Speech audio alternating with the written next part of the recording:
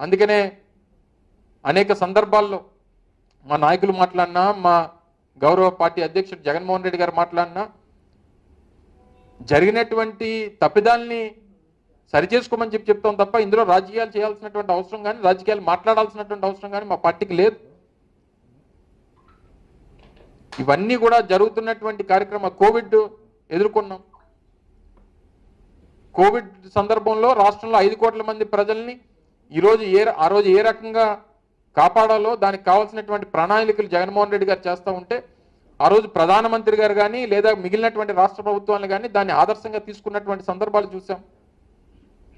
ఈ రోజన్నా ఆ ప్రాంతంలో ఈరోజు విజయవాడ వరదల్లో కూడా అదే సచివాలయ సిబ్బంది, అవే డోర్ డెలివరీకి సంబంధించినటువంటి రేషన్ వాహనాలు, ఆ వ్యవస్థలు, ఆ సచివాలయ వ్యవస్థలే ఈరోజు కాపాడేటువంటి కార్యక్రమాలు జరిగినాయి.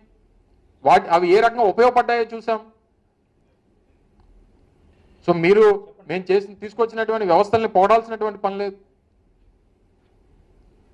మేము చేసినటువంటి ఆ రోజు జగన్మోహన్ రెడ్డి గారు నిర్మించినటువంటి కృష్ణానది ఒడ్డున దాదాపు 200 కోట్ల రూపాయలతో నిర్మించినటువంటి ఆ వాల్ నిర్మించాం. ఆ వాల్ నిర్మాణం జరగకపోతే మరో 1,80,000 నుంచి 1,00,000 కుటుంబాలు ఎఫెక్ట్ అయిపోయేటువంటి పరిస్థితి వచ్చేది. సో ఇవన్నీ కూడా ఆ రోజు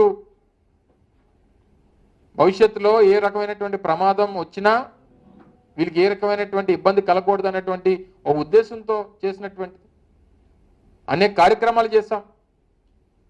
సరే, రాజకీయాలు, వచ్చినటువంటి ఎన్నికల ఫలితాలు ఇవన్నీ పక్కన పెట్టేస్తే ప్రభుత్వంగా వ్యవహరించాల్సినటువంటి తీరులో ఈరోజు ప్రభుత్వం వ్యవహరించలేదు. ప్రజల ప్రాణాలు కాపాడాల్సినటువంటి ప్రభుత్వం ప్రజలు ప్రాణాలు కాపాడేటువంటి దాంట్లో విఫలమైంది.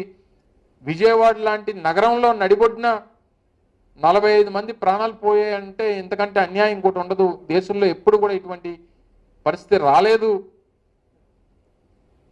ముఖ్యమంత్రి గారేమో బస్సులో ఉంటున్నారు. అందరూ అనుకున్న అమ్మమ్మ ముఖ్యమంత్రి గారు బస్సులో ఉంటున్నారు, ఇంటికి వెళ్ళట్లేదని చెప్పి. ఇంటికి ఎక్కడ వెళ్తారు చెప్పండి? పాపం ఇంటి నిండా వరద ఉంటే, ఇంటి నిండా నీరుంటే. ముఖ్యమంత్రి గారు ఇంటి నిండా నీరుంది, ఆయన చెప్పారు కదా. ఆయన నదీ గర్భంలోనే ఆయన ఉన్నటువంటి నివాసం ఉంది. ఓ పక్క అమరావతి ఏదైతే రాజధాని ప్రాంతం ఉందో అదంతా మునిగిపోయింది.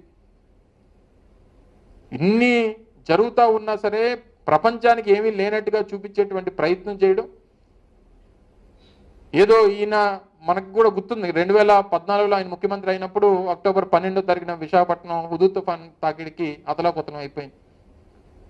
ఆయన హెచ్చరించాడు, మళ్ళీ హుదూద్ తుఫాన్ లేదా మళ్ళీ విశాఖపట్నం తుఫాన్ రావాలంటే నన్ను దాటుకొని రావాలన్నాడు. ఇలాంటి పెద్ద పెద్ద మాటలు. వరదలు రావాలన్నా లేదా ఈ తుఫాన్లు రావాలన్నా నన్ను దాటి రావాలని చెప్పని అన్నాడు. సో ఈ రకమైనటువంటి మాటలు, పబ్లిసిటీ ఇవన్నీ పక్కన పెట్టి ప్రజలకు ఏ రకంగా మంచి చేయాలి, రానటువంటి కాలంలో ఏ రకంగా వారిని కాపాడాలి, వారిని